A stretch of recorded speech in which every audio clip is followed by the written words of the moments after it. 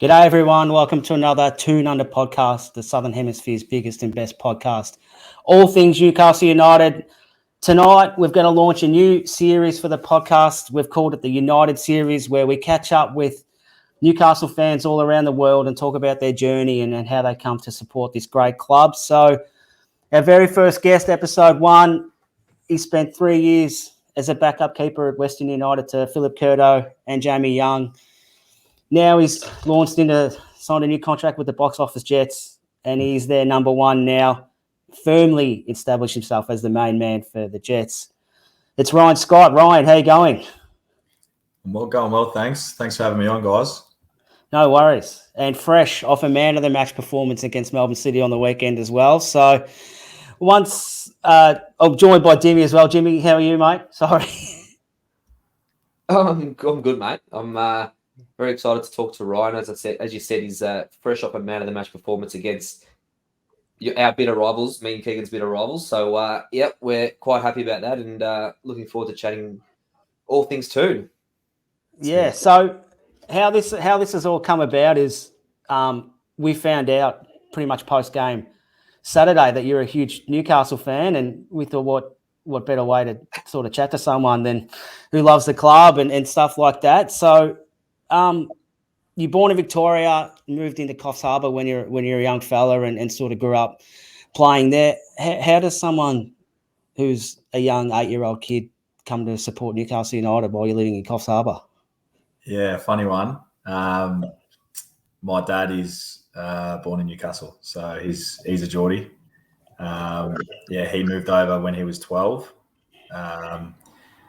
So he's got 3 other siblings, but him and his dad are Newcastle, and 2 of my uncles are Sunderland. So it's there's a bit of a divide in the family with Yes. brought us challenges. They moved over when they were 12.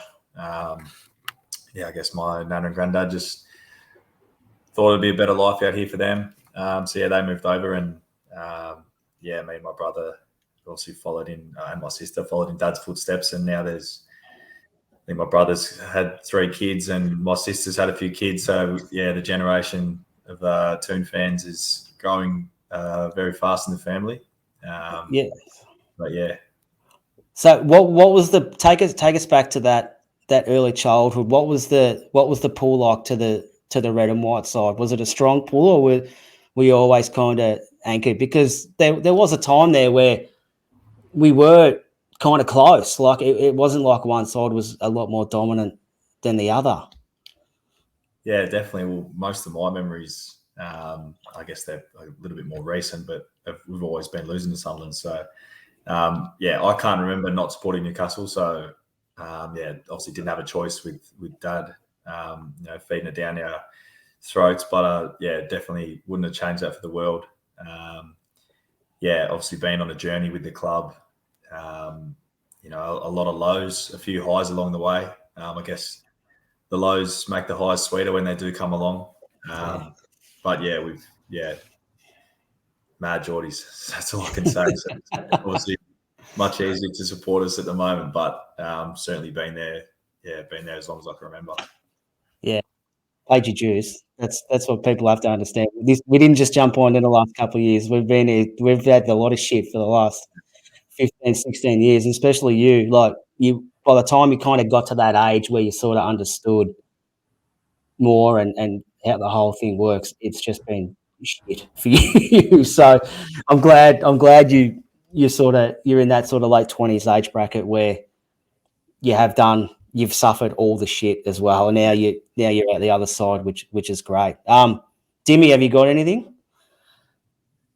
Yeah, I'm obviously a few years older than Ryan. It's a similar age, so most of my memories as well growing up has been us being rubbish, and it's hard growing up.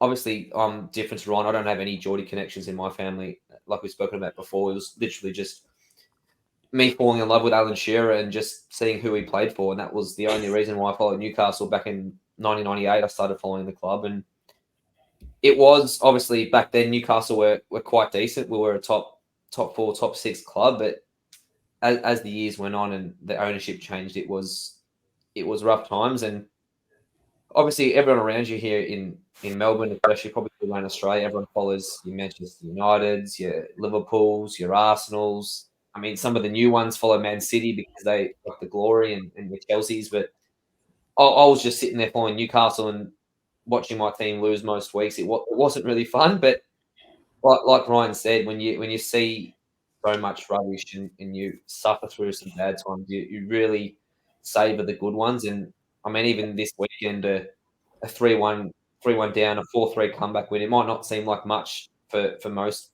football fans, but for us, these sort of memories are few and far between in the last 20 odd years. So any comeback win and especially winning it at the Gallagher end like we did with Barnes' strike, it was great to see, and hopefully there's a lot better memories, not just a standard Premier League win. Hopefully there's some trophies in the near future for us, and I think it'll be definitely well deserved for supporters like us who have seen the rugby, not just glory hunters, just following the big clubs. Yeah, absolutely. Do you have a favourite memory, mate, when you were growing up? What sort of stood out to you that you can remember? Yeah, so I guess, so as far as back I can remember is sort of, I'm talking the era of obviously Alan Shearer, Nobby Solano, Luan Robert, them sort of players, Nikos Dabizas. I guess that's when I started to get what was going on. But probably a time that stood out for me was, I think it was that season under Pardew where we really got rolling. I think the Derby win 5-1. I remember that was a highlight, sitting there watching with Dad and obviously my brother. But then in more recent years, I found out. Well, obviously I'd moved back to Melbourne and saw the Aussie Mags, which was a supporters page, and then would go down to the Sherlock Holmes. Met some great people down there, and we watched a lot of the games. And yeah, just was, as you touched on, how not many people support us and everyone, the bandwagons and whatever. So to actually find somewhere that I could go watch the games with, Newcastle supporters was really special. We didn't win much when I went and watched it at the pub. A couple of derby defeats, in a few of them six in a row, whatever it was. So yeah, some somber nights, but just finding the connection, through fellow supporters. And then I was lucky enough to get over, or I reckon it was 20. So the first time I went, I was over for a soccer trip with the Aussie schoolboys, and Mum and Dad come over with my brother, and we had a day off there, and we went to watch us play West Ham away at Upton Park when it was still, I think might have been the last season of Upton Park. We won 3-1. I remember Remy scored a double. I think who else scored? I can't remember. Was that Kabay scoring that cracker? Was that one? Yeah, that's the one. I knew you'd know it. Yeah. Yeah, I've got a video. I've got some good photos, and we were singing that "Don't Sell Kabay," that chant. So, yeah, that was a magical day in the away end. When you're actually there, it was just so euphoric, something completely different to what I could even imagine. And then a few years later, I was actually on a trip to Bali on an end of season trip for my Bentley side, and then my brother was on his honeymoon with his missus in the UK, and they were going to go to the Newcastle Brighton at home, and obviously I had a few beers and decided to book a flight and meet them over there and deal her ticket for the game, and went to the match with my brother, and I literally got there. I think I got there on the Thursday. The game was Saturday, and I flew back to Melbourne on the Sunday, and we lost 1-0. So, I got to experience St James Park, which was obviously a dream of mine. Did like the stadium tour, and I got to walk out on the pitch, and I remember the goosebumps and the emotion that was going through the body. But yeah, so many great memories over the years. Yeah, I've got goosebumps just you telling that story. I think we all remember our first time there. Just a couple of things. I just want to circle back and just make sure I heard this right. So you were going to the Sherlock Holmes when you were with Western United. Is that right? I reckon more before. Yeah. Definitely. Probably talking maybe 2015, 16, 17, around sort of then.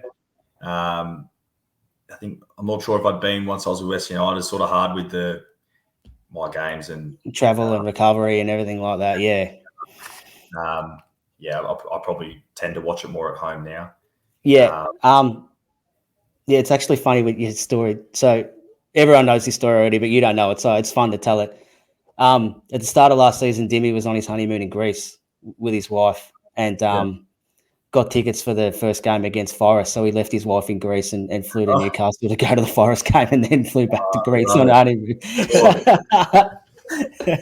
In my defense, I didn't leave her on her own in Greece. She had her family happened to be in Crete at the same time. And the flight from Crete to Newcastle was 4 hours. So I thought, why not? It's a 4-hour flight. Yeah, I literally flew into Newcastle Friday night at like midnight.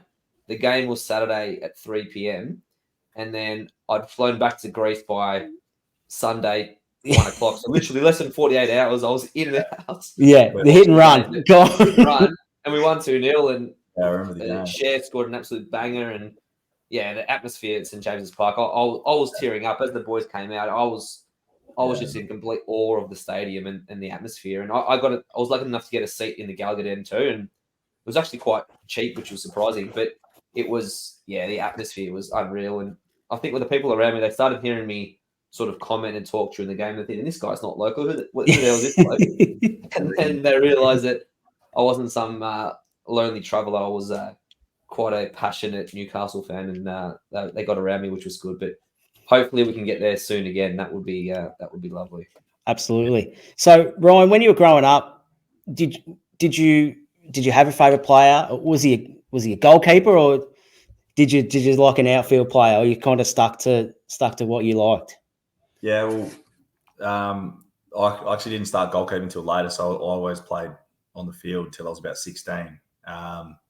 So I used to be a striker. Well, I used to think I was a striker. We all did. I was Shearer, obviously younger, and then Andy Carroll, Kevin Nolan.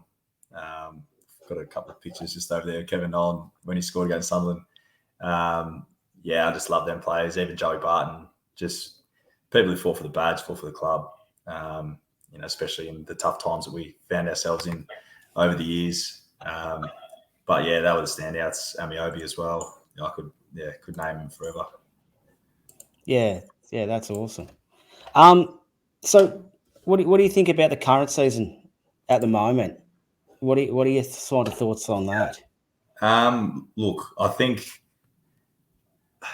how good we went last season probably. I guess our expectations are high now. I didn't expect it to go as well as we did last season, which I guess makes this season maybe look not as good as it is. If we flipped around, if this season was last season and, we sort of down the bottom went to, 8th, 9th and then to 4th, you'd be thinking it's amazing. But, I was obviously so happy with how we went last year. So this year, look, I probably expected us to drop a little bit, when we got the Champions League and, I guess all the games we're playing, if you look at the injuries we've had throughout the season as well, at the end of the day, when these things happen, it's hard to, I guess, maintain the performances every week, and which, the teams at the top are so good. So hard to keep up with them. We managed that last year. I guess Villa's probably doing what we did last year. Obviously I want to win silverware. We all do. We're all starving for that, but I'm not too concerned that we've maybe dropped off a little bit this season as opposed to last. I guess if we can, get some more players in the summer and then, keep building. As long as we keep building and moving forward, I'm happy. Yeah, right. So I'd like to pick your brain just for a second. So you're in the professional environment, so you get access to the doctors, the physios full time, the strength and conditioning team, and all that sort of stuff. Given we've had back injuries and ACLs and dislocated shoulders and everything like that, is that all, as far as you'd know, is that all just a bad luck? Do you guys do any, I guess, strength training and all that to stop an ACL and things like that? Or is it just if they go, they go? You can't really train for that? Yeah, look, I think obviously, especially in these days, the the gym side of the training program is so big compared to what it used to be. There's obviously so much sports science, tracking everyone's data throughout the games, through the trainings. Like obviously we've got our GPSs on every day. The S&C coaches know exactly how many meters we've run. They know where to draw the line. All right, if you've hit this for the session, like that's it. Inside this, we've got a game to prepare for. So it's very scientific, I feel, these days. And I guess with injuries like ACLs and impact injuries, I guess if they go, they go. Like I don't think. I mean, you can strengthen your knee all you want, but if you land in that certain spot that's going to rupture your ACL, then it's going to happen. Yeah. We see it all over the world. And then, with the impact injuries, if you get hit in the wrong spot, obviously the point of doing the gym is to strengthen your body. That it happens at a minimal scale. But I guess, some teams just have them years where, the medical table's full and the physios have their hands full all season, which is unfortunate, but it's a part of the game. And I guess if you look last year, we're probably pretty healthy for, the majority of the season. And I guess we saw that in our position on the table. Yeah. It's crazy. Like, I've never seen anything like it, mate. Like in any team sport, the amount of injuries we've had that are bad luck injuries is just ridiculous. Like it's crazy. So, this is interesting. Like I've always wanted to ask like professional people this with an affection for a club in any sport. How do you go about watching the club now? Like, are you a bit more removed because you're a professional now? Are you still chips in like you were 10 years ago? Yeah, look, it's a question I actually think about myself sometimes. I feel like I still follow Newcastle as passionately as I do. But probably the difference is now I don't watch every game live. If I've got to try to prepare best for my games and training as well. So if there's a game, at 3:00 in the morning, sometimes I've got to sort of let it slide and just catch up with it the next day. Do you still do that though? Yeah. I still watch the games. If I don't, which is great. Like in the era we live in now, where you can get up at 7:00 and keep your phone on do not disturb and go into Optus and just watch it and see what happens. Yeah, recap. I feel probably one thing I've lost. I used to watch a lot of football. Like I watch heaps of Premier League games. Now I sort of, if there's an early game, I'll watch that. But I'll try to watch Newcastle, and then other than that, I'll probably watch more A-League than the Premier League these days, obviously because I'm playing in it and I've got a few mates who play in different teams, and probably more of a interest in that for me. But Newcastle's always at the top of the tree. Yeah, that's good. Dimmy, you got anything, mate? I do. Just on the injury side of it. So I know how you said you guys wear GPSs during training, and I know that's pretty common. I think so. Did your coaches at the Jets they actively pull people out of training if you've reached a certain level? So I know that happens in footy if you hit a certain whatever they call it target during the week, that they pull you out of training saying this guy can't train anymore. Yeah. Is that happening at the Jets as well? Because I'm thinking at Newcastle, what in terms of Newcastle in England, what probably has happened for us is we train at such an intensity, and we're having games twice a week for the first 6 months of the season. We probably didn't have the luxury to manage workloads as much as we wanted to, and that's where you've seen hammies go, calves go, and the soft tissues. Do you agree to that sort of train of thinking in terms of overload? That's where the soft tissues come in. Yeah. I guess like I agree with you. I'd say probably it's more on a team scale. So let's say our first session back, the target's probably 5Ks. So like they don't want to go over 5K. So obviously everyone's doing the same drill. So everyone's sort of around the mark, obviously depending on your position you play. But there's always like a set target of the output for the session. And then, if let's say, for example, the team's gone a little bit over that for the session, maybe they say, boys, all right, we're not doing any extras today. So you might have your session and your strikes are going to do some finishing and that. If it's been a big session, then they might say, boys, not today, get inside. because they obviously got the game in mind for the weekend. The probably big difference for us to there is the amount of games that they play. Like we've got 27 games, and we have, if you go on a cup run, you might play another 5, which is at the start of our season. But when we have the short turnarounds, you literally play the game, recover. You might do one tactical session on the pitch. You'll probably do more video than actually being out on the pitch, because it's all about recovering from the last game and getting ready to go for the next one. Yeah, nice. So we don't want to sort of dive too deep into your private stuff, mate, but I believe your contract's till the end of next season at the Jets. Do you have a Premier League out clause or anything like that? Because I think I might know a club who might be looking for a goalkeeper in a couple of months' time. Right, if I could end up in the Premier League, then I've conquered the world.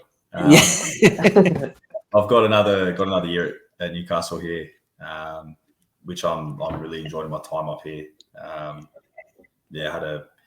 Was at Western United for 4 years and was sort of got a bit of a run a few years back, and then sort of found myself back on the bench. Jumped an opportunity to come up here and established myself this season. We haven't, I guess, gone too well as a team, but individually, I guess I've felt like I've made a good step in my career this season. Hopefully the club's not in the best of shapes at the moment. There's been a bit of talk about our ownership, because obviously we don't have owners at the moment, so we're trying to get that finalised in the next few weeks, and hopefully that gets sorted, and be at Newcastle again next year. But if I could go to the Prem, geez, that'd be a dream. Yeah. I was wondering when you're watching Newcastle now, obviously you're a fan first and foremost, but when you're watching Dubravka and you're seeing that, I've got my issues with Dubravka, and he gets beaten constantly on his, I think it's right-hand side, and he just doesn't seem to. I'm not sure if it's positioning. You'd probably know better than us. Do you find that his positioning is out of whack? He seems to have cement boots sometimes. He doesn't come out of his box. What do you think of? Obviously, what do you think of Dubravka's positioning, and sort of do you get as frustrated as everyone else does, especially you being a professional goalkeeper, in terms of the things that he's not doing? Yeah, look, probably for me, I'll probably go the other way. I understand how every goalkeeper is so different. I play such a different style to, I don't know, probably most keepers. Like I try to play a really high line and come and sweep as much as I can. That's a strong point for me. So that's something I try to do to help the team. Whereas other keepers might prefer to sit more in their goal. Yeah, with him, look, it's obviously doing it every day. I know how hard it is to save the ball, and you always do your best. So yeah, I'm not too critical. I'm a massive fan of Nick Pope when he's fit and firing, but he's obviously another one that's succumbed to the injuries this season. I think obviously I appreciate that Dubravka stayed around because he sort of just got pushed to the side, because I used to be a big fan of him when he was playing a couple of years ago, especially when we were struggling a bit. He was a lot more busy. Is what it is. Can't say more. No. Do you think so, like the sweeper keeper, like you said, do you think that's something you can teach a goalkeeper, or it's just some keepers have it and some keepers don't? Yeah, look, I just for me that's all just like reading the game. So, and I guess it depends how you play as a team as well. I guess if your team's playing high, and then especially these days, usually the coach will want you playing high as well. Whereas some teams are happy to sit a bit deeper if the opposition's got quick wingers that are making runs in behind. They don't want to get done in behind. So for me that's all. I guess just seeing the game, and I don't know if maybe me playing on the field has helped me in some parts of my goalkeeping. I think it has, especially like with my feet and stuff, because obviously a lot of teams play it from the back and that now, especially over here. Sometimes I wouldn't mind just pumping it up the guts, but everyone wants to play out of the back. So, yes, there's so many different elements to the position. Everyone thinks the goalkeeper's job is just to keep the ball out of the net, which it is, but so many different, parts of the position that make up the goalkeeper. Yeah, right. Now, just before we finish this up, mate, in about 8 weeks' time, Newcastle are coming to Melbourne. Now, for those of you who are watching or listening, I absolutely encourage you to go to the A-League website and you can vote for Ryan to represent the A-League All-Stars against Newcastle. Now, Dimmy, I voted today, and it hurt me not to vote for Paul Izzo, but I put that aside and I voted for you, Ryan. So if you can get enough votes, absolutely, we'd love you to do it. If for some reason there's a glitch in the system, there's a Donald Trump conspiracy against you that the votes for you aren't getting counted properly, are you going to come to the games or not? Yeah, for sure. Yeah, I've already got tickets for both games. So I'll definitely be there. Look, if I can sneak my way into the A-League All-Stars, I'd be stoked. Believe it or not, I'm not sure if you know, but I know Paul Izzo's a big Newcastle fan as well. Really? Yes. No, Dimmy, how did you not know that? How do I not know that? Well, I've got to get on. Yeah, Paul's on next week. He doesn't know it yet, but Paul's on next week. It's going to be a goalkeepers only session. Yeah. I don't know him personally, but I know he's a big, big Newcastle fan. But yeah, look, if I was able to be out there, it'd be a dream come true. Never think you'd be on the pitch with the team you've supported your whole life. I remember when I played against Stephen Taylor years ago when he was at Wellington. He was at Wellington. I was still at Bentley at the time. What a spin out that was for me. I actually met him in Wellington when Newcastle came over. God, it was a few years ago now, but I went over there and had a picture with him when he was still at the Toon. Yes.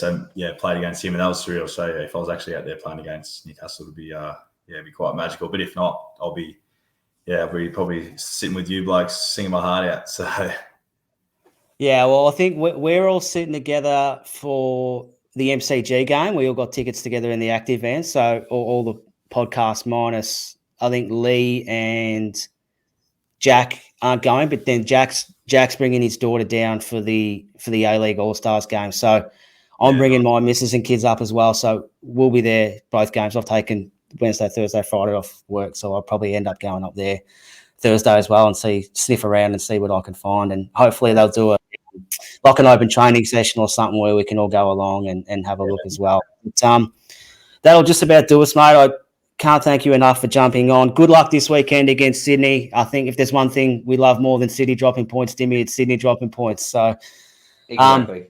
Good luck, mate. I hope you rip it again. Man of the match performance, fantastic. And when you're in Melbourne, mate, if you're looking for someone who'll have to catch up for a beer or a coffee or whatever you like to drink, mate, and shoot the breeze a little bit more, mate. Yeah, too good. Thanks for having me on, guys. Enjoyed it. No worries, Cheers, Dimmy. mate. Thank you very much, mate. No worries, Keeks. Take care, buddy. See you guys. We'll see you on the next one. Too easy. Thank you.